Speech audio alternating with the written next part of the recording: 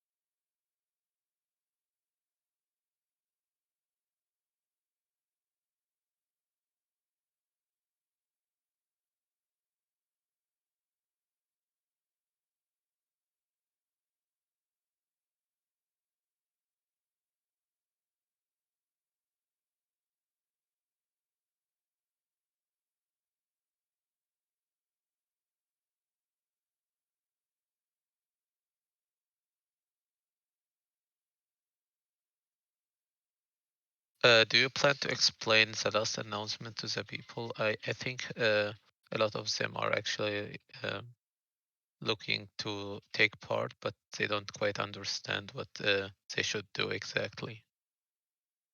Yeah, no, we can definitely discuss that. Um, we've talked to like 7 or 8 people already of you guys who've reached out with recommendations and suggestions for people to partner with on that. So happy to elaborate. Yeah. We'll give people a few minutes to get in here.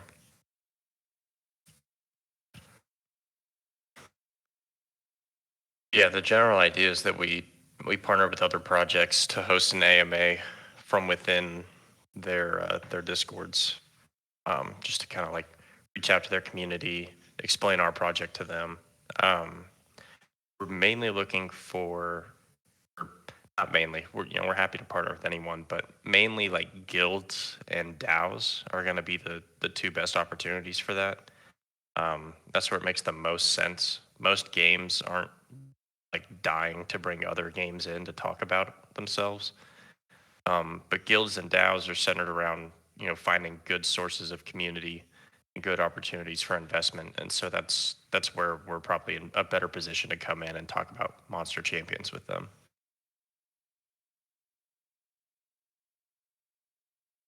Does that kind of make sense? Yeah, perfectly. Cool. Give people a few more minutes, maybe like one Yeah. minute.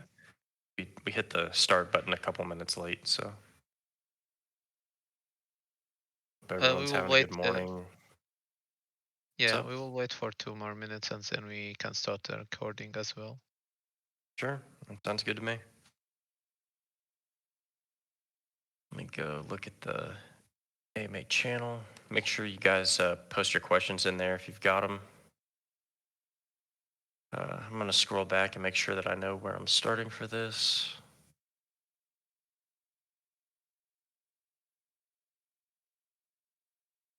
Yeah, you can start. You can trust the recording today. We have many backups. Good, good. I'm excited.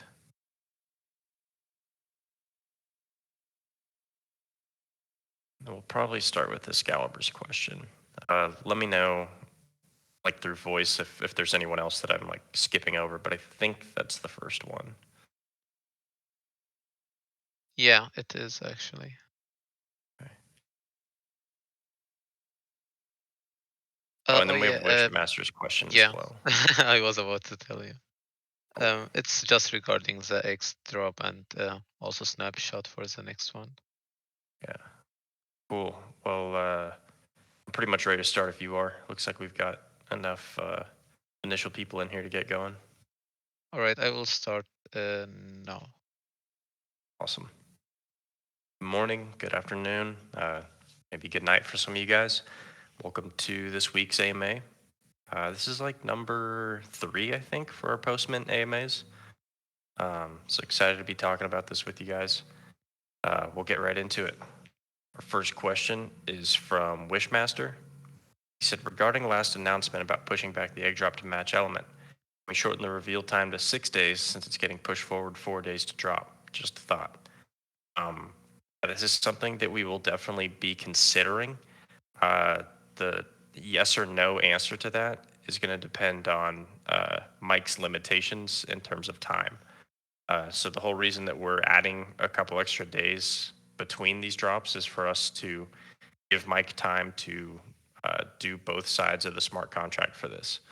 Um, so like the previous egg drop, we dropped eggs to champion holders.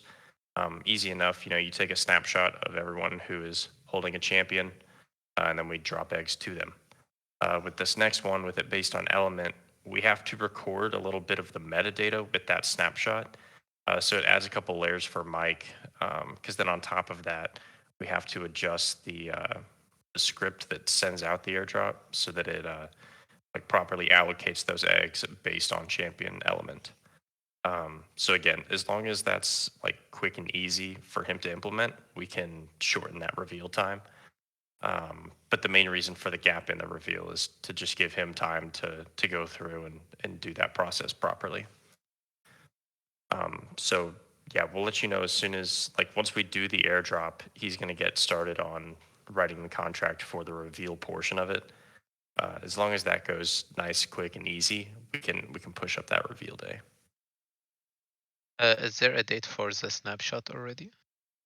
No, so we're going to announce the snapshot like probably 24 hours um, before, or sorry, the snapshot will be about 24 hours before the drop, and we'll give you guys greater than 24-hour notice on when that snapshot will be. Um, we're probably going to announce it. Let's see what's today, Thursday. Probably tomorrow would be a good day for us to announce that. This was a big week for Mike in the Web3 space, doing some transition stuff right now. So uh, yeah, he's looking forward to getting working harder on that starting this week. He's had some schedule availability open up, so we're excited to get him and going hard with it. But yeah, good question.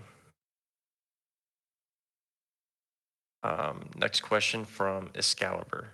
You said there will be no breeding, but that you can find eggs while playing. Will it be easy to find eggs, and is it a reward from ranked games?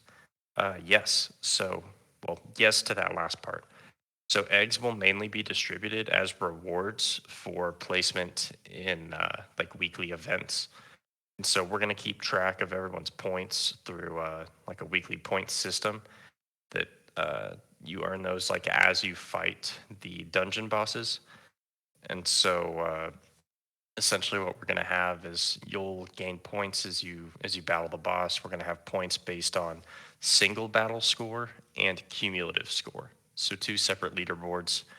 One will be based on your best run of that week. So whichever run, points are going to be based on the amount of damage you take and the amount of damage you deal. And so um, as you fight the boss, that info is going to be recorded, and then you're going to be given points based on that. Those points will place you on a leaderboard, and based on your rankings, you will receive rewards. Those rewards will include eggs, cores, monster points, which allows you to hatch like smaller eggs. So commons and uncommons, the fodder that we've talked about.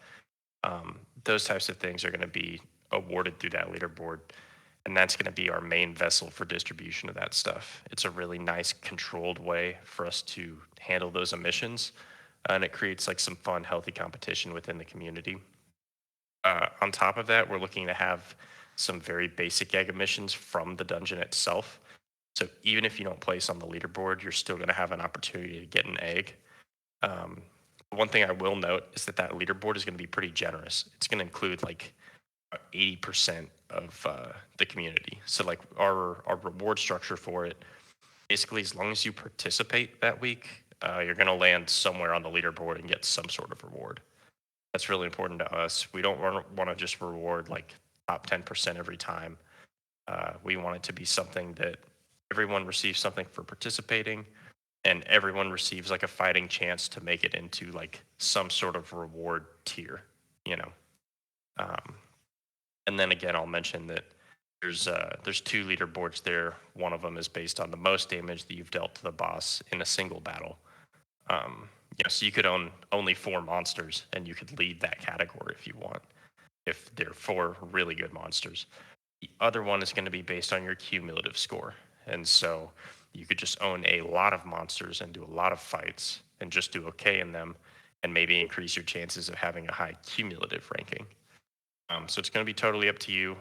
Uh, Again, since the groups are generous, like 80% range, you're gonna place in both leaderboards more than likely. So you're gonna get really nice dual reward structure as you play. Triple reward structure if you want to consider the rewards that you get per run. Yeah, good question. Um, Next one, so we've got like four in a row from Excalibur. With three drops, there'll be around 11 to 12,000 monsters. You think that's enough, or do you want people to find eggs easily in game in order to get more monsters? I think that is a really good base layer. Having that many monsters is good to start. As soon as the game launches, a lot of those are going to be burned. Most notably, the rare monsters will be burned. Um, there's definitely some opportunity cost involved in burning like a super rare, or sorry, we call them epics now. In burning like an epic or a legendary, and we're going to have mechanisms in place that help justify that opportunity cost to make sure that we bring maximum value through the game and it's not just like a pay to win type structure. But rares definitely will be burned, so that's going to cut the supply down quite a bit. Um, but on top of that, I do want it to be a little bit of a challenge to find eggs within the game, which is why we're using that leaderboard reward structure. um, we don't want people creating 100 bots to just farm eggs through the dungeons. We want people playing competitively, ranking on the leaderboard, and earning them that way. So all of the emissions are going to be meaningful. It's not just going to be like nonsense, distributing them like on a whim. It's all going to be tied to some sort of achievement and accomplishment within the game. Next question. I'm just going to fire through these because they all kind of build off of each other. Next question from Excalibur. Monsters will have a fixed emission cap and reset each season when the amount is met. Do you have an idea of this number? Yeah, so each season it's going to be likely less than what we did for our initial drop. So it's not going to be like 11 to 12,000 monsters emitted every season. Um, but the importance of the seasons is that they're dynamic. So we'll set a cap for season one.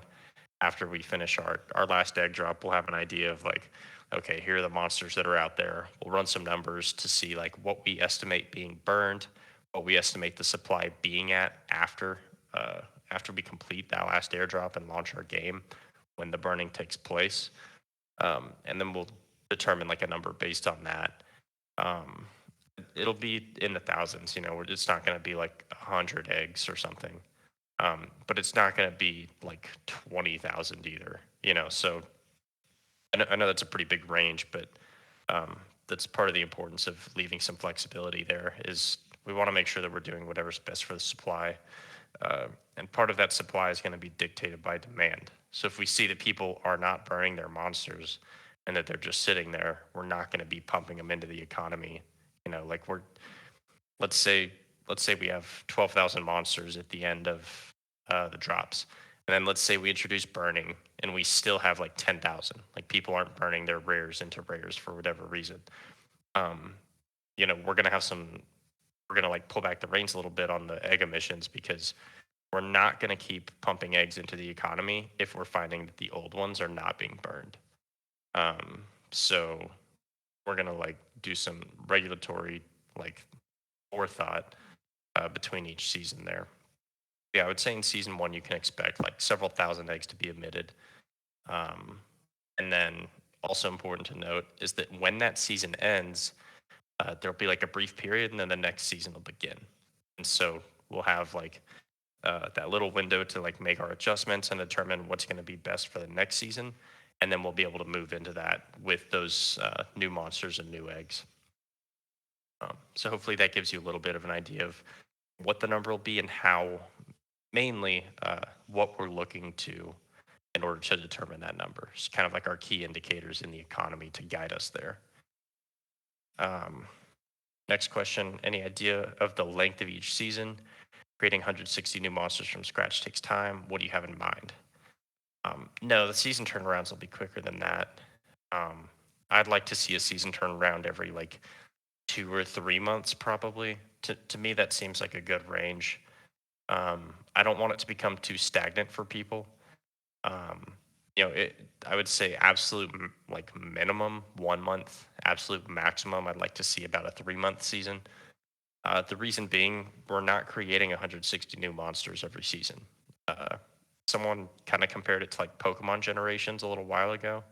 I could say that you could look at it through that lens, and so uh, basically that comparison means that some monsters will be new every season, and some monsters will be like returning each season.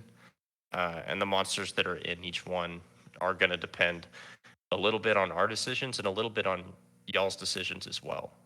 So that'll be an opportunity for us to use mods, the governance token, to decide like what the community wants to see in the next season.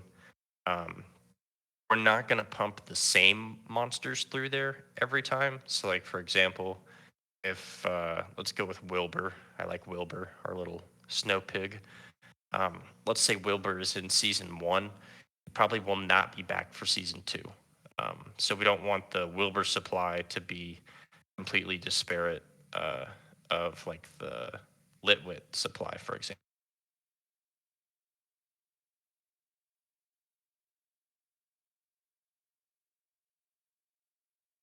So each season will have, uh, well, first of all, each season will have less than 160 monsters. And so, for example, we have all of our monsters released in season zero right now. Season one will not include every single monster that's being released right now. Some of these you won't see until season two.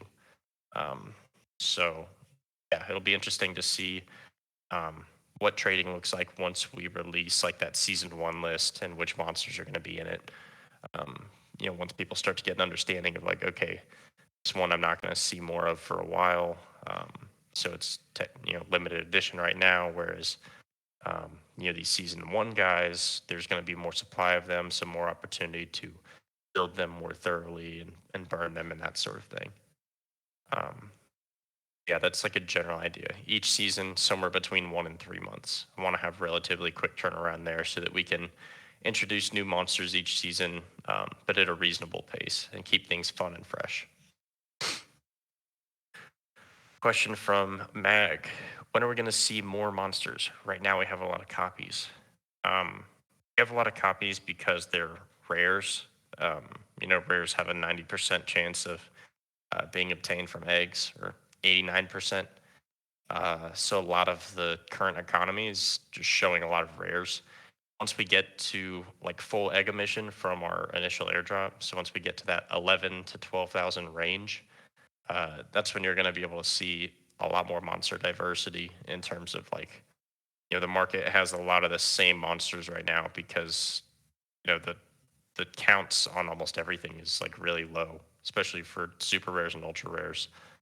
They're all in like the, geez, I mean, some of the ultra or some of the legendaries, there's only like one, in existence for that species right now. But most of them are in that like 1 to 5 range for legendaries, and then like anywhere from 5 to like I think as high as 50, but most of them are in like that 10 to 20 range for the epics. Um, as we release more eggs, you'll start to see those numbers going up, and you'll see more diversity in like the general monster pool.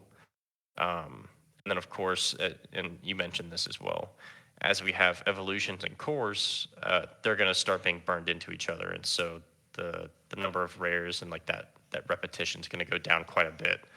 Um, and then, of course, when the game launches, we'll have commons and uncommons in the mix as well. So it'll be a lot more thorough of a roster. But 80 is a lot.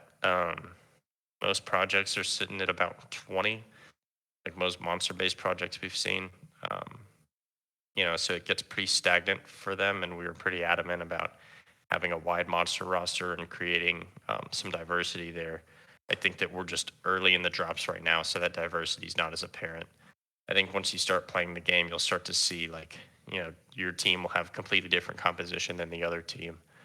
There won't be a whole lot of overlap, because there's 80 monsters to pick from. Um, and then we'll be releasing. I think we're gonna look to release probably like 20 new ones every season. That number might change depending on which, what season it is, how deep we are into the game. Um, Maybe it'll increase over time or decrease over time. Uh, we'll see what kind of the market sentiment is there. But yeah, the roster will be constantly expanding, but not at a rate of 80 every time. But that is a good question. Next up, we have Liang. Do we +5 or +10 monsters first, or evolve and max to the highest level first?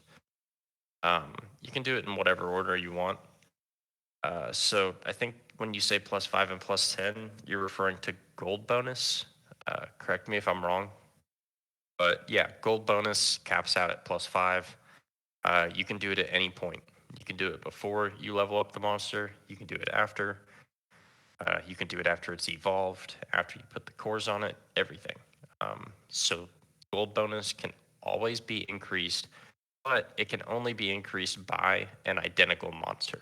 Um, so anything that has like a +5 gold bonus is really useful. It's the highest in the game, and then we've touched on it in the past, but I'll reiterate, like if you have a +2 and a +3 gold bonus, they do not add to a +5. If you combine them, you will just end up with a +3. So that's one reason that those +5s are so prized in the community right now. Um, and that's one way that we're adding that into like the game mechanics to make it a little more interesting. Is there's going to be that slight difference between your monster and someone else's, even if they are both very well built monsters. And then next question: do plus monsters have more bonuses when used as a core? No. So the plus is a flat value for silver bonus, which is I think the one that you're referring to here. Um, no, they don't have more bonus when used as a core, so you don't have to like keep track of what the plus value is on every core. Once you condense it to a core, it just becomes a core. Um, so I'll give an example. If you have a moose sprout that's +1, and you have a moose sprout that's +3, and let's say you burn that +3 into the +1 as a core, the bonus will transfer like immediately, and so your +1 moose sprout will now become +3. Uh, but it won't tie that value to the core itself. So like if you turn that moose sprout into an omni core instead, it'll just lose the plus value. It's important, like you want to use your high plus monsters to put them into like their own species in order to get the most value out of them. Uh, Oblomov asked, can we have an update on the roadmap and if there have been any changes since last week? Yeah, so we're working on an updated roadmap right now.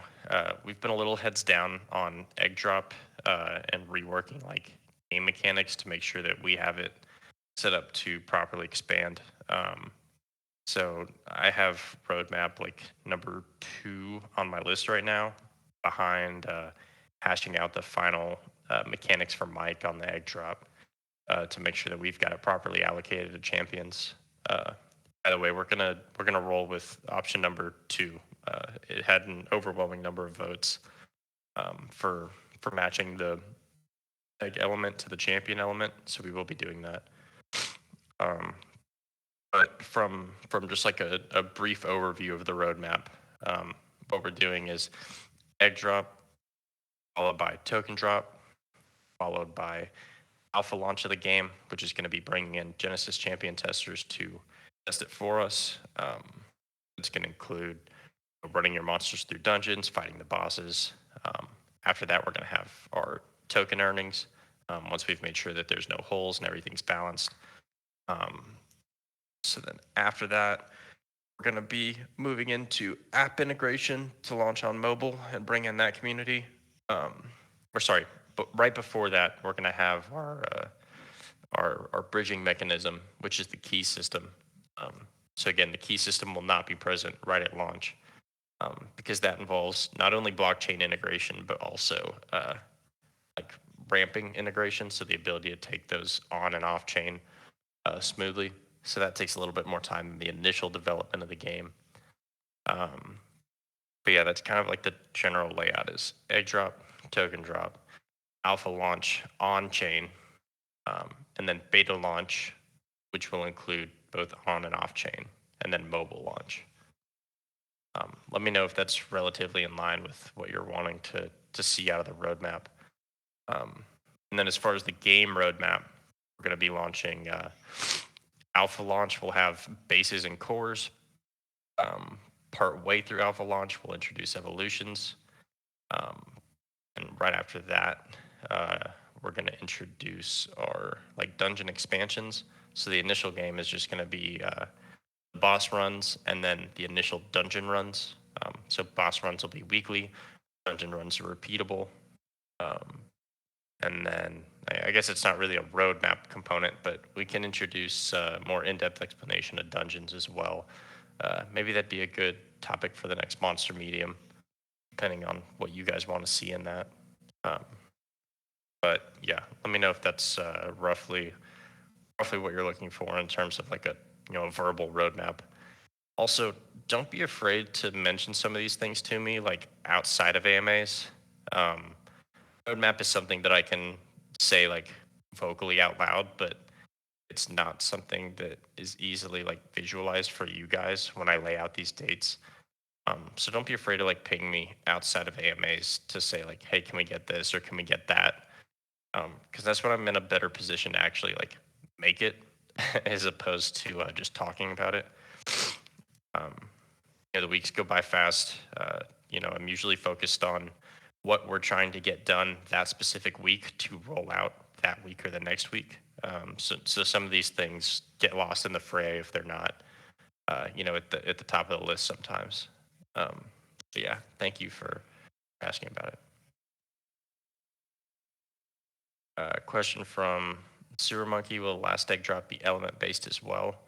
Yeah, I would say that last egg drop will likely be element based. I think that's going to be the best approach to keep it like relatively consistent. We wanted to do something slightly different with every drop, so perhaps that one will include variants, or maybe it'll be rarity uh, based. So we'll see. If you guys have a preference there, feel free to let us know. But I think my leading choice would be element based with a chance for variance. Next question is from but actual Keenan. I had to check because we have like 5 people who have Keenan in their name right now. Yeah, there is no real Keenan. How many legendaries do you need to feed a legendary to max bonus level? Um, so bonus level is something different. So bonus level is like the gold bonus and the silver bonus. Those are not dependent on rarity or anything else like that. So you don't need to rely on a lot of legendaries to get your legendary to max bonus level. You can get your legendary silver bonus to 195 just by feeding it a bunch of commons. So don't worry too much about that one. You're not going to have to burn legendaries in order to get those bonus levels up. The only exception is the gold bonus. So for example, there's a level 5 gold bonus Infernoso out there. So he will be the only way to get like a level 5 gold bonus on any other Infernoso. He'll have to be combined with them. Of course, unless there's another level 5 gold bonus Infernoso. But yeah, as a reminder, that gold bonus can only be increased by monsters of the same species with a higher gold bonus. And then silver bonus can be combined with any monster from any species, and it takes their gold bonus and puts it into your silver. Maybe a little visual for that would help people as well. Let me know if you guys think that would be useful. Uh, again, it's a lot harder to visualize some game mechanics when you don't have like the game in front of you. So let me know if you'd like a visual for it, and we can get Kelsey on that. Oh, by the way, Chelsea is out for the week. She's getting married this week, so you guys should ping her, or maybe don't ping her, but maybe when she gets back, we can all tell her, welcome back and thank you for all the awesome work that she has done on our monster art. Um, it's it's sad not having her around for a couple days because we love to do like our art sessions and our ideation sessions within the team. But yeah, she's getting married this week, so everyone definitely congratulate her when she gets back. Very excited for her. Next question is from Mag. Will Gen Champions also have some kind of reward in the game, or are they only purchasable? So might need clarification here. Are you asking if Genesis Champions are purchasable in game, or if they get some sort of rewards that would otherwise be purchasable? Uh, see, Bilbo, you're on voice. Do you want to give me a second opinion here? Are you Sorry, sure which one? regarding, can you Mhm. repeat the question? Sorry, I Yeah, wasn't you're paying good. attention. It's Mag's question. It looks like he's maybe typing. Can you drop or get a champion? There we go. So no, you cannot receive like a champion through a dungeon run or anything. Maybe like a free champion. So we will have like free champions that people get when they start the game. But those champions won't have any like benefits. They're just like a placeholder essentially. So they have no stats. They have no bonuses. We need something to fill like that empty box for the free players, like the Web two people that don't have Genesis champions, or our late entrants that weren't here for Genesis Mint, or want to just try the game out before they get too deep into it. They'll get a free champion at the start that does nothing. Um, but no, you won't like find any Genesis champions within the game. We will release them as being purchasable through the most likely the game token for you guys when that time comes. But right now, there's like not the need for that yet.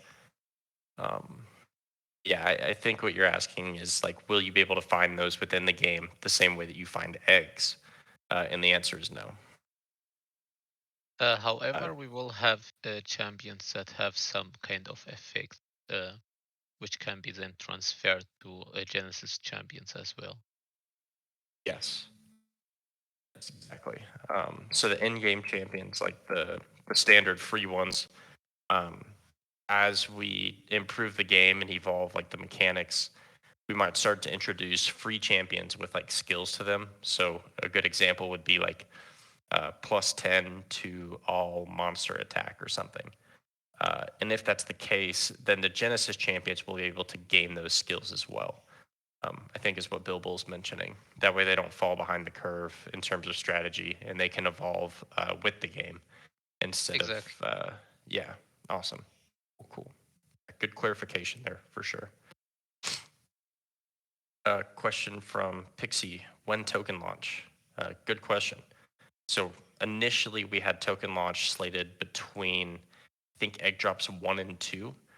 Um, when we decided to add extra rules between the egg drops, or not extra rules, I guess more variants between the egg drops, and so the fact that the first egg drop was just standard eggs, and now the second one is element based. That takes a little bit of bandwidth away from the smart contract team, and so token is now slotted after second egg drop in order to give Mike proper time to set all of it up. So it'll be around the time of the third one, the third egg drop.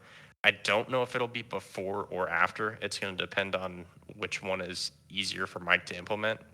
We're going to prioritize uh, whatever's like quickest first to make sure that we're staying on a good content schedule. Um, but I'm not a smart contract developer, so I don't know which one is going to be easiest for him. As I mentioned, he's going through like some transitional stuff this week. So his schedule is absolutely packed. Starting next week, he's wide open, and so I'm really looking forward to getting more into the weeds with him next week on that stuff. But yeah, it is a good question. We're gonna start. We've mentioned this already, but we're gonna be looking more into quarterly timelines. That's what a lot of projects do. Because as you start to release stuff, timelines get moved around, priorities change. For example, we thought token launch was going to be like priority number one, like we need to get this out immediately.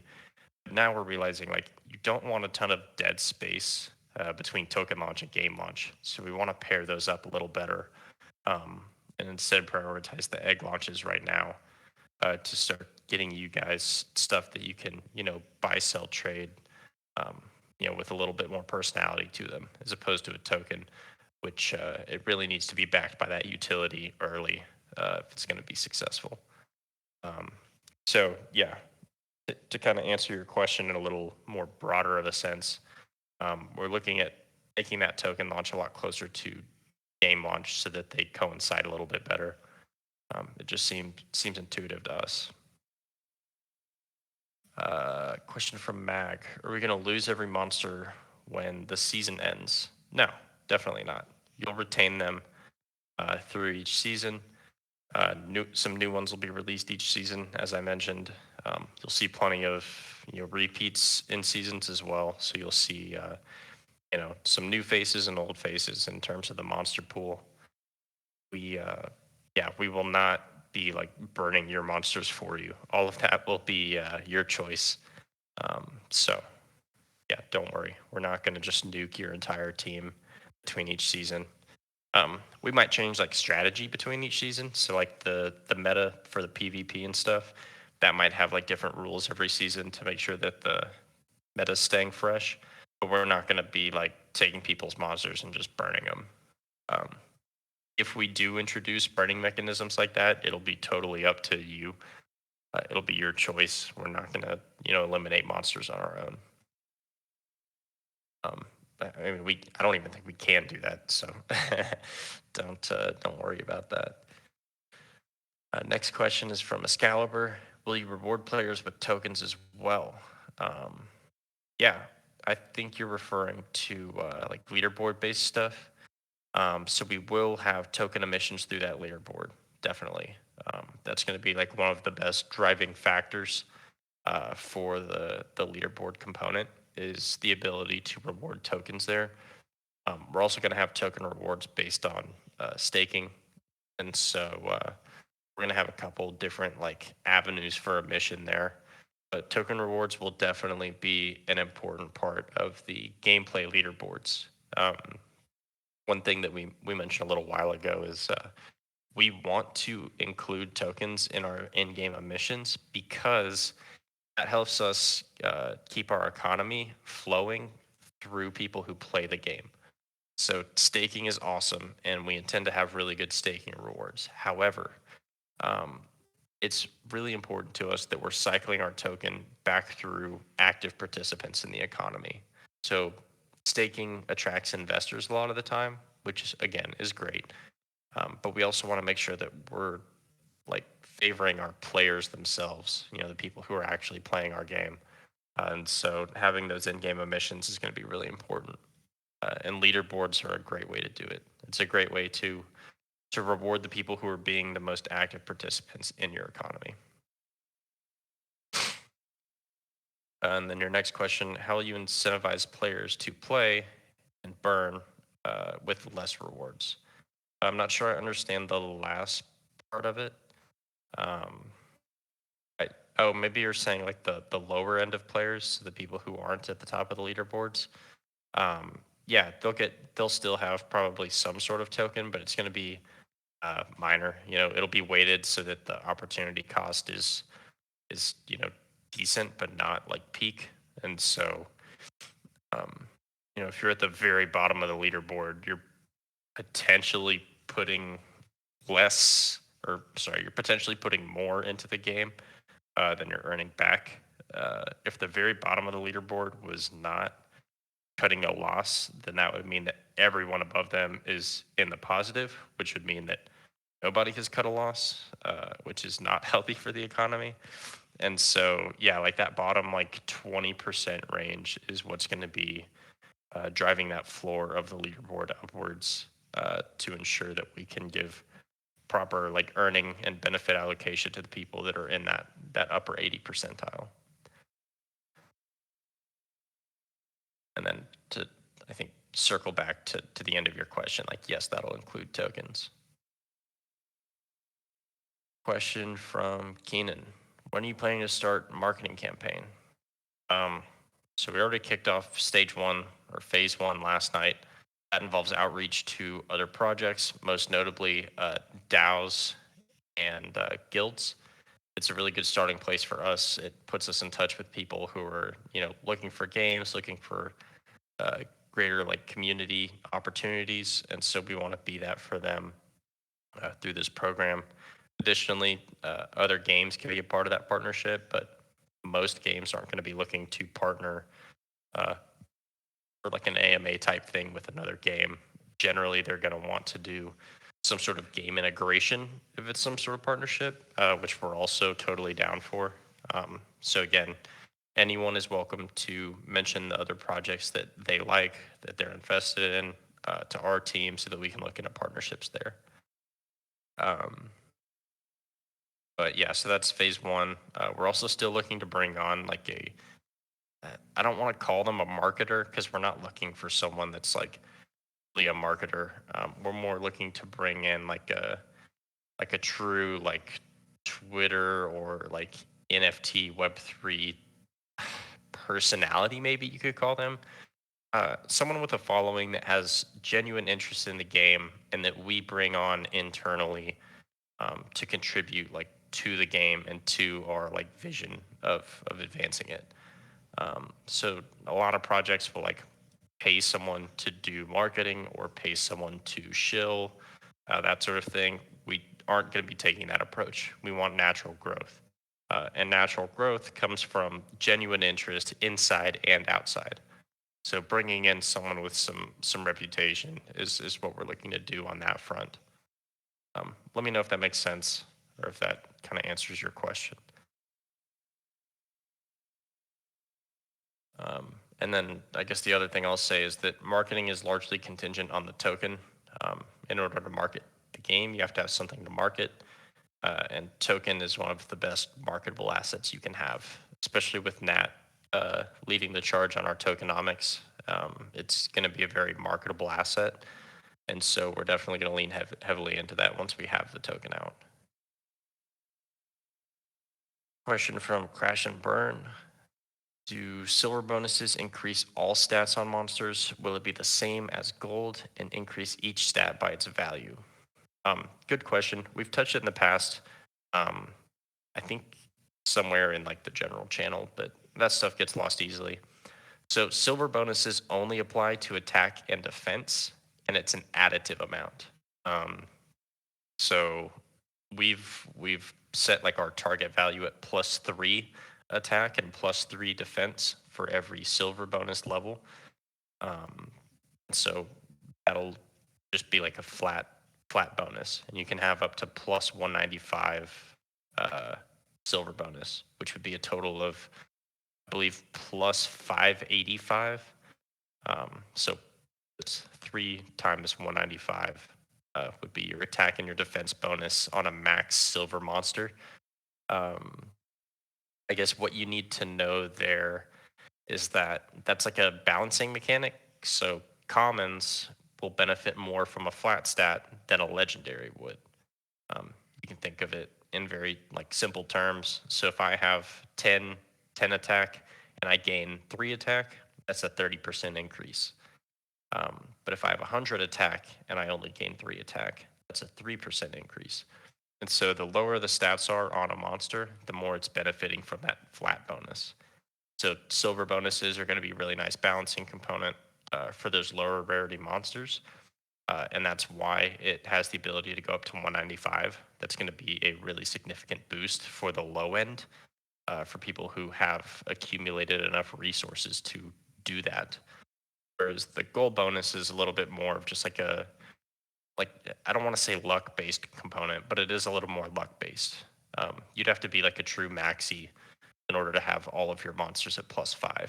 Whereas You just have to be an active player in order to get your stuff to plus 195 for the silver bonus.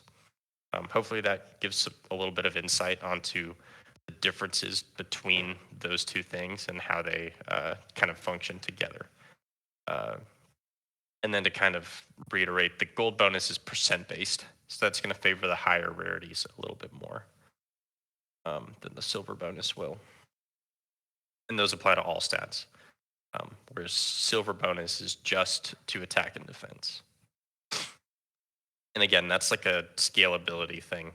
Um, sorry, not to dwell on the question too much, but yeah, it's a scalability thing. So things can get out of hand really quickly with the silver bonus going up to 195 and affecting a bunch of different stats. Keeping it at attack and defense is a good option, and it balances them against each other. So attack and defense kind of cancel each other out. So if you're putting max silver bonus against the other opponent's max silver bonus, they'll balance pretty nicely. Um, Whereas if it's percent based, it can get out of hand pretty quickly. Next question is from Liang. Any season rewards or milestones planned? Perhaps limited monster of that season to players who achieve max or minimum rank. Login bonuses, giving a limited monster base and duplicates. Yeah, good question. Season rewards, most definitely. Um, we mentioned that we'll have like weekly rewards, but all of that will contribute to a seasonal leaderboard, which is like the biggest component. That's like a huge milestone, as you mentioned, and we want to make sure that it's treated that way. So your season rewards are going to be where you're raking in like the biggest benefits for your contributions that season. Um, we're looking to have the eggs and stuff emitted more like weekly. Otherwise, it's going to be difficult to determine exactly when that season ends. So, like for example, if we have a set emission of 3,000 eggs in season one, um, that season has to end before we can figure out how many eggs have been emitted. So, um, we're going to be leaning more heavily towards cores for that like season reward. Cores are what you use to like simulate the duplicate of a monster. So we would just distribute omni cores for those like seasonal rewards, and it means that you could burn them as duplicates onto whatever monster you want. That's going to be a really good way for us to balance the need to burn legendaries. Um, you know, there aren't going to be many people that are out there burning a ton of legendaries into each other. And that's a good thing. We're going to be emitting a lot of cores to help with that process and to make sure that the people are still able to improve their legendaries without having like a massive cost to it.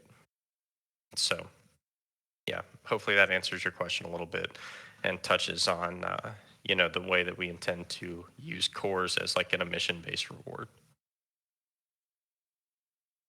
Next question from DMAC.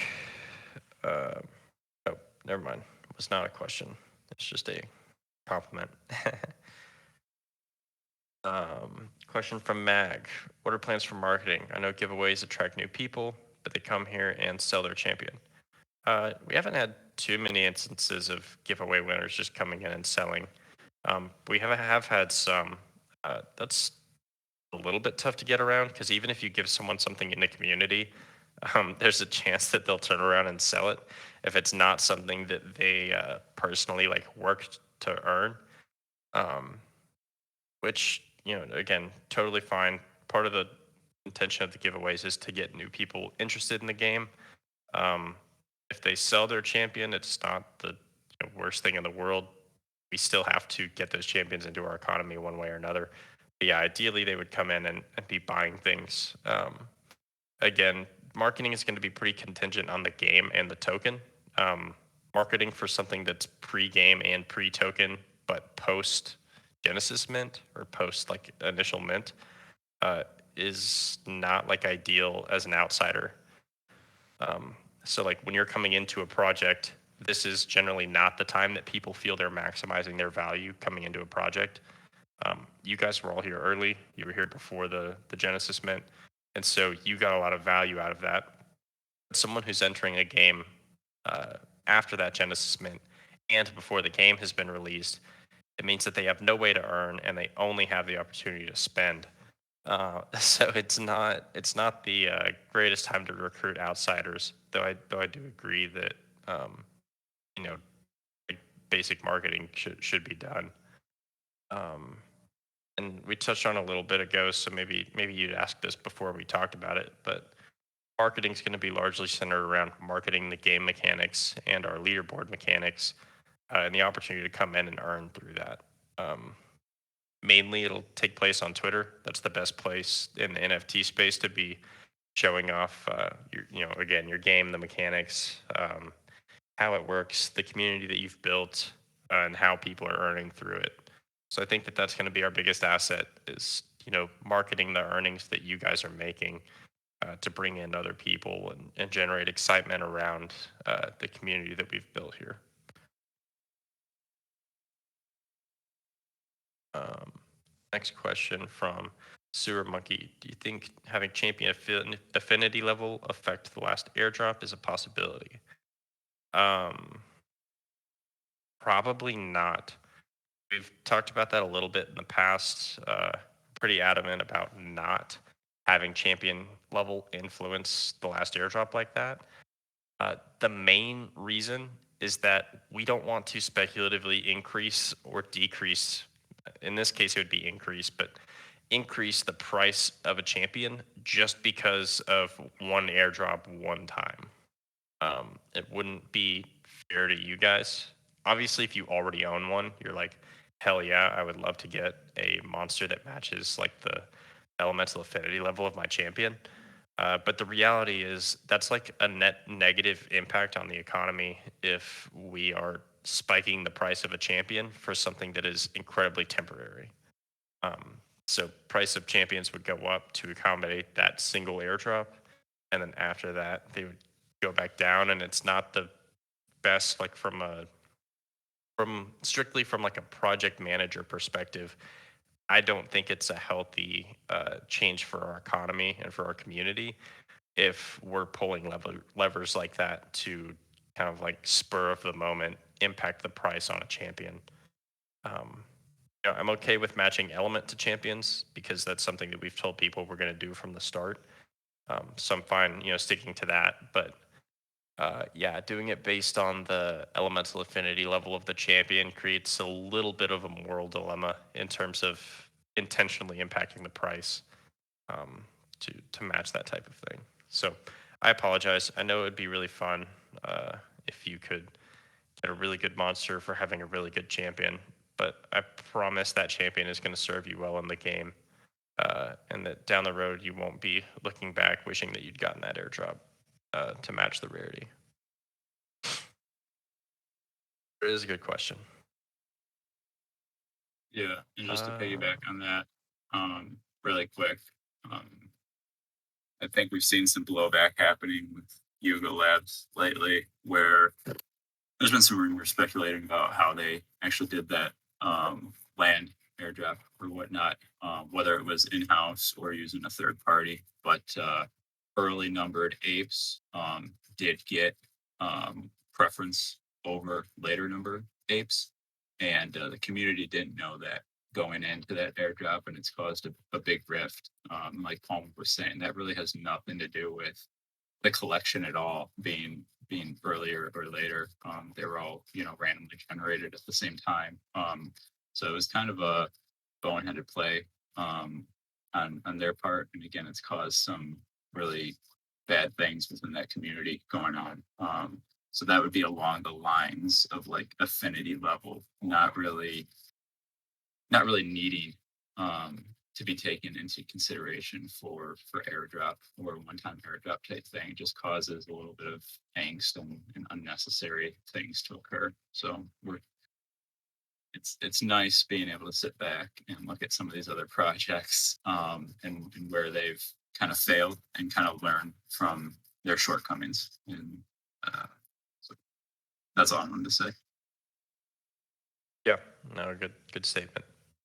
And yeah, that's pretty much in line with our stance on it, and good to look at other projects as reference too. That's something we do a lot. Is we want to learn from other projects. We want to learn from their mistakes and from their successes, to build our model. And that's one benefit of live shipping, and that's one benefit of, in my opinion, being a team that's open and flexible. Is we're not afraid to make like positive changes for the community. If it's something that we've learned through experience or through observation is going to be good for you guys. And so I would say that that's one thing that we've learned through observation, that it can be really risky and harmful to your economy and to your community, if you're making like some, I guess, like value related pivots. Changing the intended value of an item is can have like very negative consequences on everyone. Um, so yeah, good elaboration, Zach, on our stance there. Next question is from Liang. I've heard a lot about gacha mechanics, but not loot boxes. Are they planned? In context of Web 2 mobile games, do loot boxes still need to comply with national regulations, like in Germany, Belgium, China, ban gacha games, unless changes to acquisition method are made through direct purchase? Yeah, and so that's a tough one to get around. Every country has its own regulations around loot boxes. Um, in terms of like gacha games, we're gonna follow like a slightly modified gacha structure. So I think so. Based on the research that I've done, we should be compliant with the regulations for those countries, but we're not launching like localized versions designed for them. Um, so I would take that with a grain of salt. This is a Web3 project. Web3 is about breaking down those borders. But some of those things are a little trickier to get around, particularly like you mentioned, like that loot box component. This is not intended to be a gacha where you buy 10 tokens and throw them into a gacha machine and you receive 10 monsters from it. It's going to be you buy tokens, run dungeons. Dungeons give you like rewards. Some of those rewards are going to be eggs. Some of those rewards are going to be runes and whatnot. And then we'll have our leaderboard. And I think that structure mitigates a lot of the rule and regulation that's around those gacha components. Those are mainly targeted and like aimed to prevent people from buying directly a loot box that has a random thing in it. So by not selling loot boxes directly and by instead um, rewarding them through gameplay, we should be compliant with the regulations that are around those. If anyone knows like deeply the mechanics of them, like maybe in their own country or something, you're welcome to chime in. But yeah, based on the research that I have done, most of the issues around those loot box mechanics is through buying them directly and receiving random rewards from them. So again, by having it emitted through like gameplay, I think we're in a safe spot there. But um, you know, anyone from a different country is welcome to comment as well. Um, just regarding Germany, that's true. So that's how Okay. you would make it legal. Cool. Yeah. I think that's the case, and that's part of why we've structured it that way. But again, just like we can plan around them, they always have the ability to change their rules and regulations. And so we're not gonna, or I'm not saying we won't, but it may not be in our best interest to go to the ends of the earth to change those mechanics for everyone to adapt to, minor changes that other countries might make. So the best thing we can do is plan for what they currently allow. So that's what we're doing. And then we're running up to about an hour here. Looks like we have just a few more questions. Should be able to get to them no problem. Okay. So Keenan, I think this was a follow up on the question that I answered earlier. Can I upgrade the gold level of my legendary without burning another legendary? Could you buy a rare with gold 5 and burn it into your legendary? No. So if it's a rare and you're burning it into a legendary, it means that they're different species. And so that rare's gold bonus would impact your legendary's silver bonus. So you can only upgrade the gold bonus of your legendary by burning a duplicate of that legendary. However, um, I have a couple tricks up my sleeve here. um, one of which being we can have a couple exceptions to that rule. So there's two ways we can do it. I'm still not sure which one, like which approach is preferred. One of them, and they're basically the same thing. So one of them would involve giving omnicores. So omnicores can be burned into anything. Um, Giving those with gold bonuses attached to them so that the code logically would read it the same as a monster with a gold bonus. Um, that would mean that you could take a legendary Omnicore that gives a +5 bonus and put it onto your legendary monster, and you would still receive that +5. That's something that we would be giving out like as top tier rewards through like the leaderboards and PvP and stuff like that. Um, so yeah, that's one way that we can do it without requiring people to burn +5 legendaries into each other.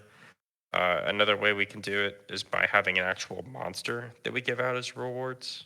It is like a legendary, but it's designed to be like a fodder. Like let's say, uh, again, this is a rough example, but let's say we have a monster called Slime King, and it's a legendary, and it can be burned into any other legendary um, as like a duplicate, basically. So that would be another way to get around it. But most likely, we'll just distribute Omnicores with gold bonuses on them. That way, they can apply to any of your legendaries. But I'll also note that those will not be a frequent emission because we definitely want to uphold the value of a natural gold bonus legendary as well. Maybe also events that give your legendary, for example, the chance to get higher gold bonus. That would be also interesting. Yeah, that's something we consider like a chance to improve it, like through doing some sort of like event or activity. Exactly, like quests and Mhm. so on. Yeah, no, I definitely consider that, or consider like omnicores as like an emission through that event as well. Again, some of it will depend on what's going to be the easiest from a coding standpoint, and part of it. So, like one of the benefits of having it in like an item, like a core, is we can track the emission rate of that and distribute it manually, as opposed to if we have a dungeon that's open um, and you have like a chance to improve it every time you run the dungeon. Uh, again, we're gonna have checkers in place everywhere to make sure that there's no like manipulation going on. But when you do put something like that out to the public, it is a little bit out of your hands in terms of what they attempt to do or to manipulate those rules. So yeah, cores will probably be safer, but there are a couple levers that we can pull there. Question from Simon Saltine. How will non-Genesis players be able to compete against Genesis champion holders, particularly those with higher affinity levels? In general, but also at high competitive levels? Good question. So the primary bonus that Genesis champion holders get is their elemental affinity bonus. That's a 10 to 15 bonus to monsters of that element. Uh, we've 10 touched on to it before. 20. What did I say? 15? Yeah. Yeah, sorry, 10 to 20. 20 being the high end for a level 6 Genesis champion or a divine. Um, so the main way that they'll compete is through elemental advantages. Elemental advantage already completely overrides the benefit of a Genesis champion. So if I have a Genesis champion at level 6 and it's nature, I get a plus 20% boost to my nature. But if my opponent has fire, whether or not they have a Genesis champion, if they have fire, they get a 33% advantage over me. And so that comes out to 33 minus 20, which is 13. Um, so still, you're at a 13% disadvantage against a non-Genesis champion holder who has the element that's strong against yours. So that's just kind of one way that it balances is elemental advantages give people the opportunity to overcome any other disparities that you might have between your monsters. Um, On top of that, there's going to be other like natural affinity bonuses that you can get. So we've discussed like letting the player pick an affinity at the start of the game, and that becomes their permanent affinity. So, for example, if I pick the fire starter, I gain like a permanent 25% boost to all my fire monsters. Um, so, having bonuses like that in game is another way that we can mitigate uh, like the potentially dangerous advantages of Genesis champions. We don't want to mitigate their advantage entirely because that's part of the point is for them to give you an edge. Um, but yeah, there are plenty of things that we can add in game. Most notably, expanding the ways that you can get elemental advantages in order to kind of like balance that Genesis champion component. But that is one thing that we put a lot of consideration into from the start. Is if you're releasing something that early on, it has to be able to retain balance throughout the gameplay for people that own it and for people who don't. So yeah, that's one of the ways that we're doing it is just by making sure that we pay attention to the other levers within the game that give you an advantage over your opponent. Um, there is way more going on in a battle than just the Genesis champion elemental advantage. Let me know if that makes sense and answers your question. It's kind of a recurring one. We've gotten it quite a bit, um, but we've answered it pretty much the same from the start. Uh, other game features are what will enable the benefits of those Genesis champions to be balanced. Okay. And then last, we have question from Ferris. If I made a +5 monster into a core, does the bonus transfer to the new monster? So what we mentioned a little bit earlier is on duplicates, it'll just transfer directly. So if I have 2 Moose Sprouts, instead of turning it into a Moose Sprout core in my inventory, it just puts the Moose Sprout directly onto the other Moose Sprout as a core. So you won't have an inventory full of monster cores. They just go directly onto the monster. It reduces friction. That prevents you from accidentally throwing a +5 onto something that you didn't mean to. And then for omnicores, so the ones that involve like breaking your monster into shards and stuff like that, those just like won't retain the plus value at all. Otherwise, if you had let's say 80 different duplicore options and 5 different omnicore options, and you had +0, +1, +2, +3, +4, +5 for all of those, that puts you at, oh God, what is that? It's like 80 times 5 to count for the rarities, so 400, and then times 6 to account for all of the different gold bonuses you can have for those.